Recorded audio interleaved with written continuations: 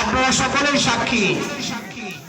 এই দেশে বিগত 16টি বছরে স্বাধীনভাবে ধর্মীয় মত প্রকাশ কিংবা ধর্মীয় স্বাধীনতা নিশ্চিত করা হয়নি, ঠিক কিনা?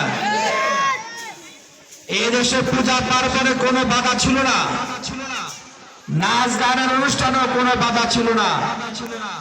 ভারত থেকে গায়ক গায়িকা নায়ক নায়িকা নিয়ে এসে কনসার্ট করলেও কোনো বাধা ছিল না। শুধুমাত্র তাফসির মাহফিলে 144 দ্বারা জারি করা হতো, ঠিক কিনা? আবার যারা জারি করা হতো তারাও আবার মুসলিম নাম না দেখি, ঠিক কিনা?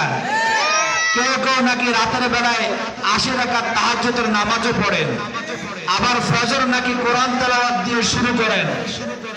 যারা এই কথা বলেন আমরা বিশ্বাস করতে চাই না। কোন মুসলমান কোরআনের তাফসির মাহফিল কখনো 144 দ্বারা জারি করতে পারে না, ঠিক কিনা? প্রিয় ভাইরা আমার, আপনারা বিভিন্ন সময় লক্ষ্য করেছেন শুধুমাত্র তাফসির মাহফিল কেন, সেই ঝিনাইদহ, সাতক্ষীরা, যশোরে আমাদের মা এবং বোনেরা যদি ঘরের ভিতরে কোরআন তালিম করত, সেখান থেকে 7 মাসের 6 মাসের গর্ভবতী নারীকে ধরে নিয়ে কারাগারে মাসের পর মাস বন্দি রাখা হতো, ঠিক কিনা? সুতরাং আমরা সবকিছুরই সাক্ষী। আমরা দুর্ভাগা জাতি। গোটা বিশ্বে স্বাধীন সার্বভৌম দেশ থাকলেও অন্য দেশের উপর পার্শ্ববর্তী দেশের হস্তক্ষেপ হয় না। আমরা জাতি হিসেবে দুর্ভাগা। বিগত 54টি বছর আগে স্বাধীনতা অর্জন করলেও আমরা প্রকৃত স্বাধীনতার স্বাদ পাইনি, ঠিক কিনা? আমাদেরকে আজীবন দাবিদারি করতে হয়েছে, কিন্তু আল্লাহর মেহেরবানি, আল্লাহ রাব্বুল আলামিন আমাদের সুযোগ করে দিয়েছেন। সেই সুযোগটা আমরা কাজে লাগাতে চাই। বাংলার প্রত্যেকটি ঘরে ঘরে কোরআনের দাওয়াত পোষণের মাধ্যমে, বাংলার প্রত্যেকটি ঘরে ঘরে ইসলামের আহ্বান পোষণের মাধ্যমে আমরা জনগণকে একটি কথা নিশ্চিত করতে চাই, ইন্নাদ দীনা ইনদাল্লাহিল ইসলাম। Islam is the complete good of life. ইসলামে মানবতার প্রকৃত সমাধান, ইসলামে শান্তি, ইসলামে কল্যাণ। এই বিষয়টি দেশের মানুষ যতদিন না বুঝতে পারবে ততদিন শান্তির সুবাতাস দেশে কখনো বলতে পারে না, ঠিক কিনা? এজন্য আসুন না আমরা ইসলামের ছায়াতলে সমাবেত হয়ে ইসলামকে ধারণ করি, ইসলামকে আঁকড়ে ধরি। আল্লাহ রাব্বুল আলামিন সূরা আল ইমরানে বলেছেন, ওয়া মান ইয়াবতাগি গায়রাল ইসলামি দীনান ফালা ইউকবালা মিনহু। কাল কিয়ামতের ময়দানে আল্লাহ বান্দার কাছ থেকে ইসলাম ছাড়া আর কিছুই গ্রহণ করবে না, ঠিক কিনা? আজকে হয়তো দুনিয়ার জীবনে আমি বলি উমুক ভাইয়ের চরিত্র ফুলের মতো পবিত্র, আমার নেতা তোমার নেতা, এরকম সেরকম আমরা সবকিছুই বলি, কিন্তু কালকে আমাদের ময়দানে কিন্তু আপনাকে নেতা হিসেবে জনাবে মুহাম্মদুর রাসূলুল্লাহকে পরিচয় দিতে হবে, ঠিক কিনা? লাকাদ কানা লাকুম ফি রাসূলিল্লাহি উসওয়াতুন হাসানাহ। রাসূলের জিন্দেগীর আদর্শ হচ্ছে মুসলমানদের জন্য অনুকরণীয় সর্বোত্তম জিন্দেগি। সুতরাং কোন ব্যক্তি জাগতিক কোন আদর্শ আমাদের আদর্শ হতে পারে না, ঠিক কিনা?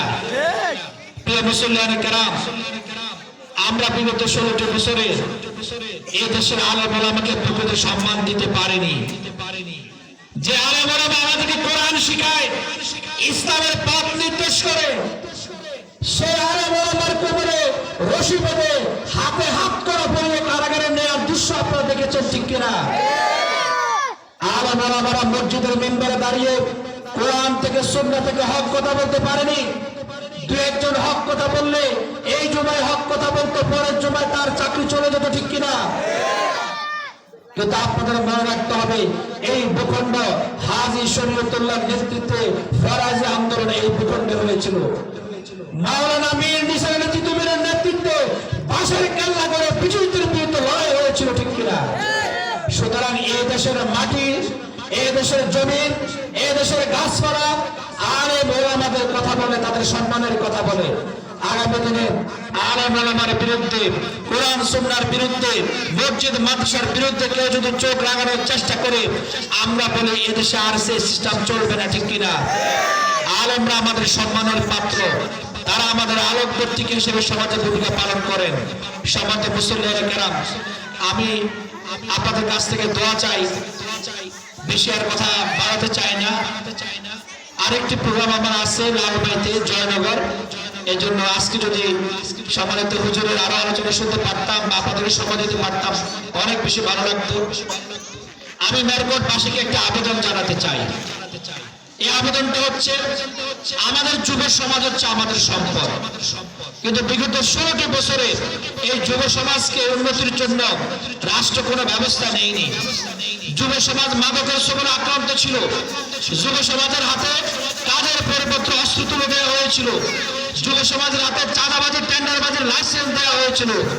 এই যুব সমাজকে সাথে নিয়ে, আলেম ওলামাকে সাথে নিয়ে, ব্যবসায়ী শ্রমিক মজুর সকলকে সাথে নিয়ে আমরা নতুন একটা নাঙ্গলকোট গড়ে তুলতে চাই।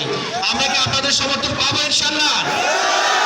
আমরা এমন নাঙ্গলকোট গড়ে তুলতে চাই যে নাঙ্গলকোটে কোনো হানাহানি থাকবে না, বৈষম্য থাকবে না, আলেমের সম্মান হবে না, মসজিদ মাদ্রাসার বিরুদ্ধে কেউ চোখ রাঙাবে না, চাঁদাবাজি দখলবাজি টেন্ডারবাজি দলীয় গ্রুপিং থাকবে না, যে নাঙ্গলকোটে শান্তির সুবাতাস বলবে এরকম একটি নাঙ্গলকোট আপনাদের সকলকে নিয়ে আমরা গড়ে তুলবো ইনশাআল্লাহ।